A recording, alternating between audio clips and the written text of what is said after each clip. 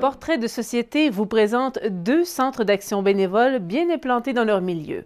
Ce genre d'établissement existe depuis plus de 30 ans sur nos côtes et dans la baie des Chaleurs. Ces centres de services dispensés par des bénévoles sont très populaires et fort bien organisés pour perdurer ainsi. Nous avons visité celui de Gascon-Percé et de Saint-Siméon-Port-Daniel. C'est au Centre d'action bénévole Saint-Siméon-Port-Daniel que nous avons rencontré beaucoup d'intervenants, beaucoup de travailleuses. Nous avons fait le tour du centre et rencontré des femmes merveilleuses.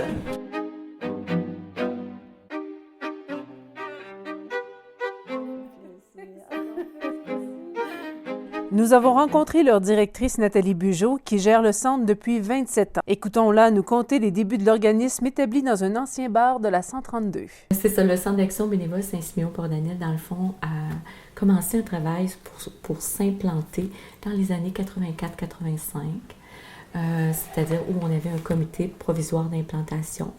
On n'était pas le premier centre d'action bénévole à venir au monde. Je vous dirais même qu'ici, il y avait comme une zone grise parce qu'il y avait Saint-Alphonse-Nouvelle qui était déjà implanté, qui d'ailleurs va avoir 35 ans, je pense, l'an prochain. Et il y avait Gascon-Percé qui venait tout juste de s'implanter. Donc, il y avait comme une zone grise entre Saint-Siméon et Port-Daniel. Et c'est là qu'est venue l'idée d'avoir une organisation similaire pour rejoindre les bénévoles, pour regrouper les bénévoles, tout ça.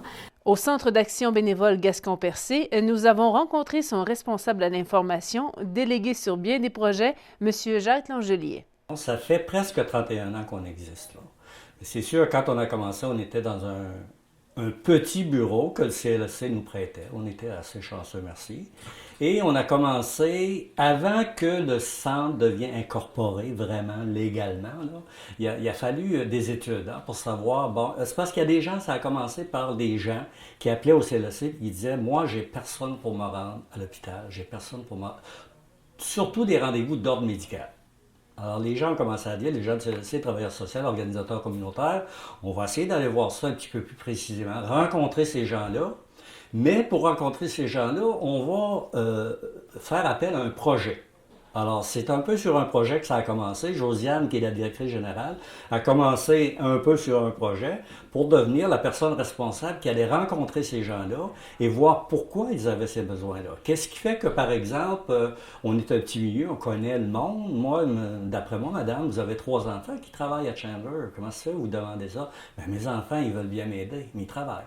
Donc, ça a commencé comme ça. Donc, il y a eu à peu près 5-6 bénévoles, 7-8 bénévoles dans chaque paroisse. Puis, on y allait graduellement là-dedans. Puis, on faisait des rendez-vous d'ordre médical à l'hôpital et non pas pour les dentiers, non pas pour d'autres services médicaux. Alors, ça a commencé comme ça. Et le besoin se faisait de plus en plus grandir parce que plus ça allait, plus les enfants aussi, on n'est plus à l'ère où les enfants gardent leurs parents. Alors, déjà, ça commençait.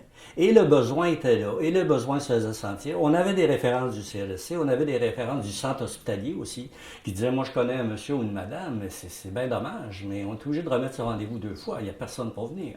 Donc on a développé ça davantage, le volet accompagnement médical.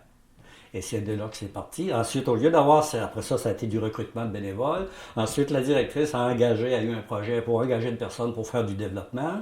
Et de fil en aiguille, de jour en jour, c'est devenu ce que c'est aujourd'hui, une très grande entreprise bénévole qui offre une multitude de services. À l'époque, c'est ça, il y avait quelques services qui existaient à partir de modèles de d'autres centres comme Saint-Alphonse-Nouvelle et Gascon-Percé, soit l'accompagnement transport, les visites amicales, ensuite de ça, les bonjours quotidiens. Je vous dirais que ça s'est développé les premières années davantage avec les services de soutien à domicile.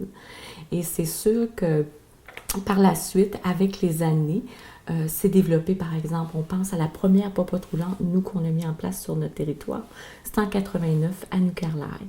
Les centres d'action bénévole, c'est bien sûr un lieu qui réunit les bénévoles, mais c'est dans le but d'offrir des services de soutien à domicile et des services aussi qu'on peut retrouver sur place. Les plus réguliers, les plus anciens qu'on connaît sont bien sûr les popotes roulantes qui sont au Québec depuis 50 ans. Je suis intervenante en soutien à domicile, ce qui permet aux personnes âgées de demeurer un peu plus longtemps dans leur maison par nos services, comme la popote roulante. Le service est offert 2 jours semaine, les mardis et les jeudis. Et puis, c'est un service qui est bien apprécié. Et c'est livré chaud? Par des bénévoles de chaque paroisse, livré chaud à la maison à l'heure du dîner. C'est quand même un privilège, parce que Oui, ce service-là puis... n'existe pas de façon commerciale pour tout le monde dans la baie des Chaleurs. Non. En plus, ça leur fait une petite visite. Puis ça brise l'isolement. Puis, comme dans notre semaine québécoise de popote roulante, là, c'était aussi une vigie. Les bénévoles donnent un petit coup d'œil, puis s'il y a quelque chose qu'ils voient qui ne fonctionne pas, que la madame se sent mal, bien, ils nous appellent. Les popotes roulantes font affaire avec des traiteurs, des restaurants pour un prix modique et un menu complet à livrer chez des particuliers dans le besoin. Le service est donc différent d'un centre d'action bénévole à un autre. Il se développe au fil de ses partenaires. On a développé, mais très, très timidement, la popote roulante. Très timidement, parce qu'il n'y avait pas de budget. Il fallait se battre pour avoir des budgets. Donc, il fallait développer très timidement pour dire dans chaque paroisse, on peut offrir peut-être 1, 2, 3 personnes. Mais on savait qu'il y avait plus de besoins que ça. Et à part de ça, on a développé aussi, ça je me rappelle, dans les premières années, on développait ce qu'on appelait l'accompagnement, visite amicale ou appel téléphonique. Dans le fond, c'est un volet qui chevauche les deux, c'est que les gens créent des liens. Ça, c'est des gens qui ont besoin, soit qui ont fait un état dépressif, sortent de l'hôpital, ils vivent un deuil, une solitude. Ils ont besoin de jaser et de créer un lien positif avec une personne. Alors, soit que la personne visite cette personne-là, ou si elle ne peut pas, elle lui donne un coup de téléphone. Alors, à ce moment-là, le lien est là. Je ne peux pas y aller, mais pouvez être sûr que vous allez avoir de mes nouvelles mercredi, je vais vous appeler. C'est que je rencontre des vrais gens, là, tu sais, il n'y a pas... Il n'y a aucun artifice, c'est des vraies personnes qui ont réellement des besoins importants et qui ne pourraient pas obtenir réponse à ces besoins-là si on n'était pas là pour leur aider. Alors moi, quand je vais chercher quelqu'un chez lui pour le transporter dans un établissement pour avoir des services, ces services ne pourront pas aller les chercher. Il ne pourra pas se payer le coût d'aller à Maria ou d'aller à Chandler ou des choses comme ça. Alors, je suis conscient que je rends énormément de service à des personnes qui sont dans le besoin et qui n'ont pas de ressources pour compenser si on n'est pas là. On est la seule visite qu'ils ont, là. Dans la semaine aussi, là. Puis, ça fait, même si c'est 1 ou 2 jours, ça fait rien. Ah non, ils sont contents, là. C'est une visite pour eux autres, là. Même si on n'est pas longtemps, là, parce que, regarde, on a d'autres affaires quand même, là. Vous donnez combien d'heures par semaine? Par mois? Ben, ça dépend des... Ça dépend des autres. Ça dépend du centre bénévole qui nous appelle. Exemple, si il y a un accompagnement à l'hôpital de Mario ou à Gaspé, tu peux dire juste la journée-là, c'est 4-5 heures. Là, Ah oui. Fait que, les 3 heures, 2 heures, ça, c'est souvent ça. On peut comparer ça à un travail, à n'importe quel travail, le travail bénévole. Dans le fond, ils occupent une fonction, même si c'est bénévole, ça se compare. Parce qu'une entrevue, pour admettre les bénévoles, on a un processus de filtrage au niveau des références, des vérifications d'antécédents. On est, comme centre d'action bénévole, on est responsable, mais le bénévole aussi a ses responsabilités. En fait, mon rôle, c'est de leur présenter ce qui est possible pour eux de faire, puis à ce moment-là, ils choisissent. Le créneau qu'on a toujours respecté, qui a fait qu'on a pu grandir puis se développer, c'était le rythme et le choix et le rythme des bénévoles. En leur disant bien, vous faites de l'accompagnement, vous faites du bénévolat, vous le faites quand vous voulez et quand ça vous adonne. Si jamais vous ne pouvez pas, il ne faut pas prendre ça comme je vais faire un sacrifice de ma vie, je vais faire de l'accompagnement médical. Il faut que vous soyez heureux là-dedans. On a misé beaucoup sur c'est le fun de faire de l'action bénévole, allons-y, puis on est une gang, c'est le fun. Le centre d'action bénévole, ça fait longtemps qu'on le connaît parce qu'il est présent dans le milieu. Moi, je travaillais à l'hébergement ici à New Carlisle, au centre d'hébergement, et on référait au centre bénévole, comme ça, au centre d'action bénévole, parce qu'il y avait une disponibilité de services qu'ils offraient à nos clients. Et puis, j'ai appris à connaître l'organisation. J'apprécie être dans cette organisation-là parce que je sens qu'on est utile à quelque chose. Et c'est complètement indépendant de la question monétaire.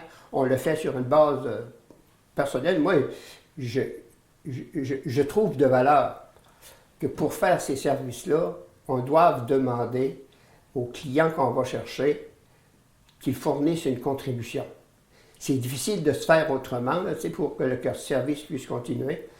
Mais je vois des gens là, tellement pauvres, ça me fait de la peine. J'aurais envie de leur dire, le soir, tu n'auras rien payé, ne paye pas de contribution, mais je ne peux pas faire ça parce qu'il faudrait que je le fasse pour tout le monde. Puis à ce moment-là, je viendrai à l'encontre des principes du service, fait que je le fais, mais je le fais de très bon cœur parce que je me sens heureux de pouvoir faire ces services-là. Vous avez combien de bénévoles? Bénévoles, ça tourne autour de, je vais dire 175, qui est un bon chiffre, qui peut jouer. Ça peut aller à 165, ça peut aller à 180. Parce qu'il y a des saisonniers là-dedans. Il y a des gens qui vont prendre un repos, il y a des gens qui vont dire, regarde, je vais laisser faire pour 4 mois. Il y a des gens qui vont dire, bon, moi je travaille, je sais pas, au niveau des pêches, maintenant je peux faire du bénévolat de telle date à telle date. En 89, il y avait environ une trentaine de bénévoles. Et ça répondait quand même très bien aux besoins des bénéficiaires qui étaient d'environ 50 quelques personnes. Donc, ça répondait quand même assez bien. C'est sûr que puis aujourd'hui, on est au-delà de 240 bénévoles. Ici, je siège sur le conseil d'administration. J'agis comme secrétaire trésorière. Je suis au Petit Plat Givré. Je suis au Carrefour d'information pour aînés, au Petit Bonheur et Carrefour. J'ai déjà dit Carrefour d'information aux aînés. Mais un peu de tout. Et c'est des tâches qui sont différentes? Oui, très différentes, mais on aime ça. Moi, quand je suis rentré ici au début, là, je voyais beaucoup plus de femmes que d'hommes. Et c'était des femmes, pour nous, de 65 ans plus, donc des femmes âgées. Aujourd'hui, 65 ans, tu as toute une vie devant toi encore.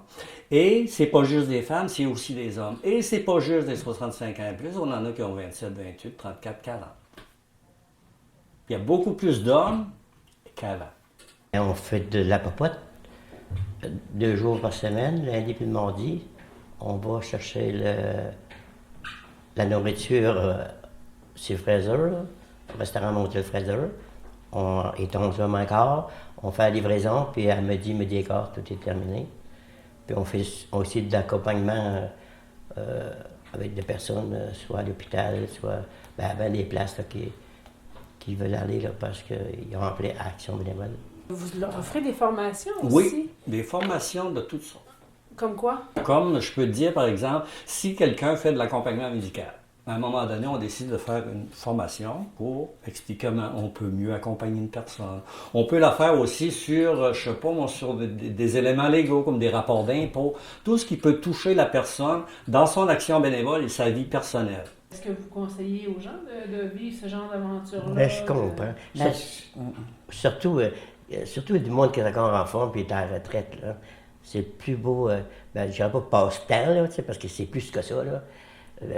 Mais moi, je les conseillerais vraiment de venir à Action bénévole. Tu m'envoies, c'est quoi de rentrer dans la grande famille? C'est une grande famille. On est 6 employés dans le moment, avec un temporaire. Le temporaire, c'est la personne qui rentre quand il y a le transfert de vêtements.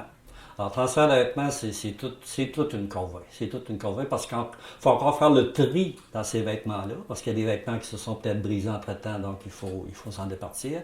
C'est de vider tout ça, c'est de faire le ménage de tout ça, c'est de rafraîchir tout ça, puis de remettre tous les vêtements sur les supports, les enfants, les ados, c'est tout classé, hommes, enfants, grandeur, etc. Alors, c'est tout un job qui prend un bon 5 semaines. Mais quand les gens reviennent, sur rendez-vous ou aux journées portes ouvertes, mais là, ils découvrent un magasin qui s'est refait une beauté. On est dans votre comptoir vestimentaire qui s'appelle chez Yo-Yo, le nom d'une employée que vous avez eue. Eh oui. C'est Yolène Berthelot qui a travaillé ici, qui a donné tout son cœur dans cette boutique-là. Elle avait un intérêt particulier. D'ailleurs, comme bénévolat, elle avait choisi ça. Ensuite, on a pu avoir des budgets pour employer quelqu'un. Donc, on l'a engagée et elle a mis tant d'énergie et intérêt dans cette boutique-là. C'est pour ça qu'on lui rend hommage, parce que cette boutique-là est devenue quelque chose de très bien, en grande partie grâce à Lionel. Et si tu avais vu ça au début, tu n'en reviendrais pas, parce que c'était des boîtes complètement à terre, il n'y avait aucune finition, c'était une cave. Hein, on va appeler ça une cave. Les gens fouillaient dans les boîtes, toutes sortes de gilets, et c'est devenu ce que c'est devenu. Les gens, en tout cas, n'en reviennent pas, ils nous félicitent. On reçoit beaucoup de félicitations. On a beaucoup de fréquentation aussi. Donc, c'est la preuve que ça marche assez bien. C'est géré comme une bonne friperie, mais Oui. vous avez quand même... vous êtes à 2 vitesses? Oui, on est à 2 vitesses. On est à 2 vitesses, pourquoi? Parce qu'on veut respecter aussi le besoin des personnes dites à faible revenu. Faible revenu, je me fais un plaisir de le répéter, il n'y a pas juste l'aide sociale, il y a le petit chômage, puis il y a la personne qui travaille au salaire minimum. Donc, on a 3 jours semaine. Ces gens-là sont plus à l'aise dans un rendez-vous confidentiel. On leur donne un rendez-vous. Il y en a 2 le matin, 2 l'après-midi. À ce moment-là, ils ont 1 heure. On charge 4 $ par adulte, 2 $ par enfant. Ça veut dire, moi, j'ai mon conjoint plus 2 enfants, ça me coûte 4, 8, 10, 12 $. Et les gens repartent avec des sacs, plusieurs gilets, plusieurs chemises, plusieurs paires de bas, plusieurs bobettes, plusieurs ci, plusieurs ça. Ils sont très bien habillés et beaucoup habillés aussi pour les saisons là, pour lesquelles ils fréquentent ici. Ça, c'est la première raison, c'est qu'on veut respecter le rythme de vie de ces gens-là, la condition de ces gens-là. Puis c'est tellement bien organisé que quand une personne vient pour un rendez-vous, elle a 1 heure, elle est aidée par 2 préposés. Puis à ce moment-là, quand elle quitte, la deuxième arrive 1 demi-heure après. Ça veut dire qu'il n'y a aucun contact qui peut se faire pour respecter justement la confidentialité. C'est ouvert au grand public, c'est sûr que... Puis on a un bon public aussi qui nous appuie là-dedans. Alors ils viennent chercher des vêtements, ce sont des beaux vêtements évidemment. Ils vont payer à la pièce. Alors ils peuvent sortir d'ici par exemple avec un sac qui coûte 32 $. Ces argents-là, qu'est-ce qu'on fait avec ça? C'est pour mettre, c'est comme le 4 $ dont j'ai parlé tantôt, pour la personne qui est à faible revenu. Elle est d'accord, elle paye, bon. Puis pour ces argents-là aussi, on remet ça dans les services. Alors, ça veut dire que je pourrais faire peut-être plus d'accompagnement médical. Je pourrais peut-être offrir le service de papa roulante à une personne qui est en attente parce que nos budgets ne le permettent pas. Alors, c'est de l'argent qui roule. Puis ça roule dans les services, c'est ça qui est intéressant. Parce que c'est un bon support. C'est un très bon support. Hein? C'est un drôle de mot pour un comptoir de vêtements. Je l'avais choisi. Ça, c'est tous des dons. Ça, c'est tous des dons de la communauté. Puis il y a des bacs à l'extérieur, comme dans des marchés aux puces. Du 0 à 5 ans, moi, je récolte tout ce que les gens ont à me donner. Les vêtements, les jouets, les articles pour l'école, les articles de sport, les livres, tout ce qui est à peu près 0, 5, 6 ans. J'ai un local ici pour accumuler les choses. Puis je fais ce que j'appelle du dépannage vestimentaire. Chaque 8 semaines, j'organise un événement ici en bas, dans la grande salle, qui prend un peu la forme d'un marché aux puces. J'ai des bénévoles qui viennent m'aider à trier les choses, placer ça sur les tables, puis là, on accueille les familles, puis ils viennent prendre ce qu'ils veulent. Tu sais, ça soulage un peu, ça fait du bien. Puis sinon, de façon un petit peu plus informelle, avec des systèmes de listes, on essaye d'aider les gens aussi à se trouver des meubles, des électros, des choses un peu plus grandes. Nous, on ne peut pas les accumuler ici, on n'a pas d'endroit pour ça, ni pour les transporter, mais j'essaie au moins de trouver... qui en a, puis qui en a besoin, puis d'essayer de jumeler ça. Le petit bonheur, ça soutient les familles, les enfants, ça donne du répit, ça donne des services.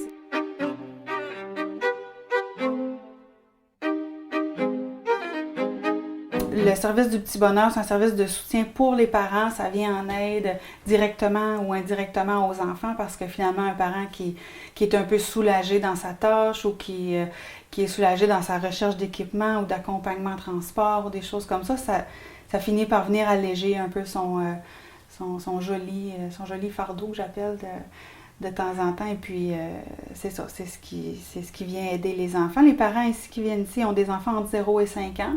Et puis, vous parlez tout à l'heure d'une problématique spéciale ou quelque chose. En fait, quelqu'un qui croit avoir besoin d'aide, il est bienvenu. Il n'y a pas de critères vraiment spécifiques pour que les gens viennent ici. On parle des fois de familles vulnérables ou un contexte de vulnérabilité, mais en fait, qu'on vienne de n'importe quel milieu, si on a une grossesse difficile ou un accouchement difficile, un enfant malade ou avec un problème un besoin particulier dans son développement ou que le parent a un problème de santé aussi, ou simplement qu'on a du trouble à installer notre allaitement ou qu'on devient un parent monoparental pour quelque raison que ce soit, ou qu'on a on peut devenir vulnérable. Ça ne veut pas nécessairement dire qu'on est dans un milieu défavorisé. Marie-Ève Poirier, responsable des familles au Centre d'action bénévole Saint-Siméon-Port-Daniel, se trouve aussi responsable un jour semaine d'un autre service offert au centre, le Carrefour d'information aux aînés. Dans chacun des 9 centres d'action bénévole autour de la Gaspésie et des îles. Et puis, tous les jeudis, on est à ce poste-là, chaque intervenant on appelle ça le CIA, c'est pas le CIA, mais c'est le Carrefour d'information pour aînés. Et puis, c'est un service de vulgarisation puis d'accès à l'information pour les personnes aînées. Les gens qui recherchent des réponses face à tous les services gouvernementaux, tout ce qui a rapport à la retraite, remplir des formulaires, obtenir des services, poser une question, appeler à Revenu Québec. Tout ce qui est un peu, à un moment donné, ça devient un peu compliqué pour tout le monde, mais des fois aussi avec l'ère de la technologie, c'est compliqué pour une personne qui n'a pas d'Internet ou qui n'a pas d'intérêt pour ça, de trouver des réponses à ces questions. On est les intervenants qui vont trouver des réponses. De là, le nom du Carrefour d'information. Je ne chemine pas habituellement avec la personne, mais j'accueille sa question puis son besoin. Puis moi, je vais l'aiguiller, je vais chercher qui va pouvoir l'aider, qui est au courant de ça, qui sait comment ça marche, puis je vais l'orienter vers là.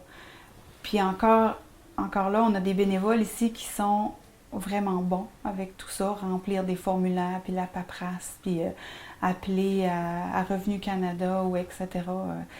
Je veux dire, une personne âgée qui appelle là, puis qu'on lui dit faites le 1, faites le 2, puis attendez votre tour, puis ayez en main votre dernier rapport, puis bon, souvent ça les freine, puis ils n'obtiendront pas les services auxquels ils ont droit ou lesquels qu'ils ont besoin. Donc, les bénévoles peuvent accueillir la personne ici ou même se déplacer puis aller au domicile de la personne pour aller l'aider à remplir un papier X ou faire un téléphone compliqué ou aller comprendre la lettre qu'ils viennent de recevoir, qu'ils n'ont pas trop compris qu'est-ce que ça voulait dire. Donc, c'est ça qui est le Carrefour d'information pour aînés. Les gens viennent ici, les familles viennent ici rencontrer Marie-Ève. Par exemple, les gens viennent ici aussi rencontrer Rita au soutien à domicile. Les bénévoles viennent rencontrer Lisa pour s'enregistrer comme bénévole, tout ça pour devenir des bénévoles actifs dans leur communauté, dans le fond, faire une différence aussi dans la communauté. Donc, il y a plein de choses, dans le fond, qui se passent ici. Puis les choses que vous ne pouvez pas faire ici, par exemple, quand vous préparez des plats, je crois que c'est fait à l'extérieur. Oui, exemple. Ça représente des partenariats avec d'autres organisations. C'est qui vos partenaires, puis vous faites quoi là, à l'extérieur avec eux? Comme par exemple, je vais vous donner un exemple, comme exemple les petits plats givrés. On a vraiment une belle collaboration du New Carlisle High School parce que nous, notre cuisine ici était conforme au niveau des normes du MAPAC pour pouvoir cuisiner, mais l'espace n'était pas assez grand dans la cuisine, parce qu'on ne peut pas dire on amène ça dans la grande salle puis on prépare nos plats là. Il fallait vraiment que ce soit un espace, une cuisine fermée, vraiment fonctionnelle. Vous cuisinez pas ici vos petits plats givrés, mais c'est ici que vous entreposez les mets. Vous avez quand même, les petits plats givrés, vous avez un bon menu quand même. On a 9 choix de repas au menu. Puis c'est ça, on les cuisine au high school à New Carlisle, mais on les garde ici au Centre d'action bénévole. Fait que les gens qui veulent en avoir peuvent venir les chercher ici. Juste à appeler avant, donner leur commande, puis on prépare ça. Puis on peut passer quand on veut. Oui, il faut avoir appelé avant. Puis on peut en acheter combien par semaine? 5 ou 7, dépendamment si vous avez la popote roulante ou non. Et à 5 ou 7 par semaine, on comprend qu'on a assez de repas pour changer de nourriture à chaque fois qu'on mange quelque chose, des petits plats givrés. C'est ça, ça fait un plat par jour différent. On regarde-tu qu'est-ce que vous avez? Ah. Ah! Fait que c'est ça, on a filet de porc, lasagne, filet de morue, pâté au saumon. Dans l'autre frigidaire, on a le poulet, ragoût de boulette, pâté chinois et macaroni. Puis c'est servi avec des légumes, c'est servi... Toujours. Les gens qui ne sont pas en mesure de se déplacer pour venir chercher leur plat au centre d'action bénévole, on offre un service de livraison 1 fois par 2 semaines à domicile. Nous autres, pour des raisons X, là, nous sommes devenus un point de distribution. Alors, l'organisme qui les font, là, je ne peux pas me rappeler, mais je sais que c'est fait dans le bout de Bridgeville. À ce moment-là, nous autres, on a commandé des plats, par exemple, on a commandé une centaine. Il y a différentes sortes, il y a 7, 8, 9 sortes de plats différents. C'est des petits plats congelés que l'on paye 4 $ et que l'on vend 4 $. À la différence que le repas givré n'est pas livré. C'est vraiment la personne qui doit avoir une ressource pour venir chercher les repas, ce qui n'est pas un problème au moment où on se parle. Ça fait que ça peut être un complément. Ça peut faire l'affaire de gens dans le sens que, bon, OK, j'ai ça, j'ai la popote roulante, je ne veux pas avoir accès nécessairement à une corporation d'aide à domicile pour préparer mes autres repas, mais avec 2-3 repas congelés, je pense que je pourrais me débrouiller. Alors, c'est un petit peu ça que les critères sont les mêmes que la popote roulante. Puis là, ils ont des choix de menu. Oui, ils ont des choix de menu. À ce moment-là, nous autres, on leur dit, bon, j'ai entendu parler de repas congelés, j'aimerais en avoir. Oui, voici monsieur, voici madame, voici ce qu'on a. Qu'est-ce que vous aimeriez avoir? Si on ne peut pas, je ne sais pas, moi, inscrire une personne de la popote roulante aujourd'hui parce que je n'ai pas les budgets pour, on peut dire on a un plan B. Il y a des plats givrés. Voici comment ça fonctionne. Et j'ai 2 personnes qui m'ont dit oui, je vais essayer ça. Mais à quelque part, ce qu'on me dit aussi, c'est que je préfère la popote. Parce que j'aimerais bien avoir une soupe, un mets principal, puis un dessert livré chaud. Mais ça peut être un bon moyen pour certaines personnes de dire je me couche le soir et je suis tranquille parce que j'ai un beau petit plat. Puis c'est des plats santé, attention. C'est pas trop salé, pas trop poivré, pas trop sucré. Ce sont des plats santé. Puis ça vous coûte donc un peu plus cher la popote roulante que les plats givrés. Oui. Vous avez des subventions pour faire... Oui, c'est sûr. Parce que le plat givré, dans le fond, nous autres, on n'a pas de subvention. Donc, on peut s'arranger au niveau de la popote roulante, aller chercher un montant d'argent, dire on s'asseye avec les plats congelés, je le paye 4, je le vends 4. Mais pour la popote roulante, c'est une autre histoire. Le monsieur et madame paye 4 $, mais souvent on paye au-delà de 10. Mais on a le budget pour. Puis aussi, ça donne l'occasion à ceux qui reçoivent la nourriture d'avoir quelqu'un qui rentre chez eux. Oui, parce que la popote roulante, c'est l'élément, je dirais l'élément qui fait toute la différence. Puis ça, quand on appelle nos gens pour dire, bon, qu'est-ce que vous pensez de la popote, aimez-vous ça, etc. Ils vont nous dire ce qu'ils pensent du repas, mais ils vont toujours nous dire. C'est terriblement intéressant de voir des gens. Puis les gens, ils vont pas là te donner le repas. C'est toujours le petit bec, la petite tape sur l'épaule. Fait que les gens adorent ça.